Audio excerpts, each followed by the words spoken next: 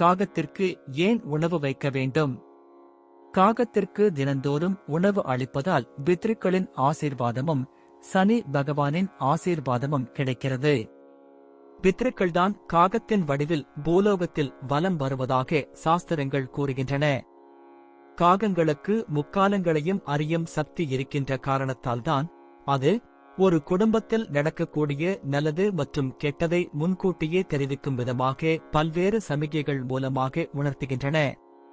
எனவே காகங்களின் சிறப்பு மற்றும் அதன் அறிவிப்பு குறித்தும், காகத்தை வணங்குவதால் யாருடைய அருள் கிடைக்கும் என்றும் பார்க்கலாம். காகத்திற்கு மற்ற பறவைகளிடத்தில் இல்லாத ஒரு தனிக்குணம் உள்ளது. மனிதர்களைப் போலவே காகம் தீட்டை அனுஷ்டிக்கும். ஆனால் மற்ற பறவைகள் தீட்டுகளை பார்க்காது. ஏதாவது ஒரு காகம் இறந்துவிட்டால் அந்த காகத்தை சுற்றி மற்ற காகங்கள் மொத்தமாக நின்று காக்கா என்று குரல் எழுப்பும். இறந்த காகத்திற்காக துக்கம் அனுஷ்டிக்கும்.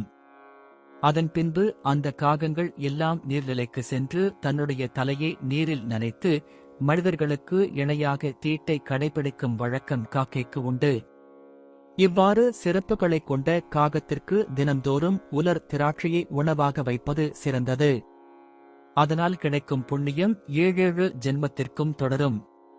உங்கள் வாழ்க்கையில் எந்தவிதமான துன்பங்களும் வராது. நம் வாழ்வியல் இறுதிக் காலம் வரை மிக சந்தோஷமான வாழ்க்கை கிடைக்கும் என்று காக சாஸ்திரம் கூறுகிறது.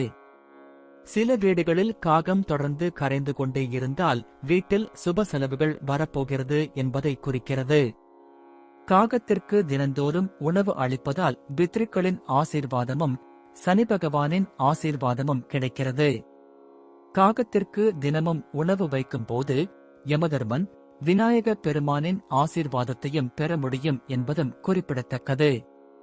மறக்காமல் லைக், கமெண்ட் மற்றும் ஷேர் செய்து மேலும் இதுபோல பக்தி தகவலை கேட்க பக்தி கதை எங்கள் சேனல் சப்ஸ்கிரைப் செய்து ஆதரவு தரவும்.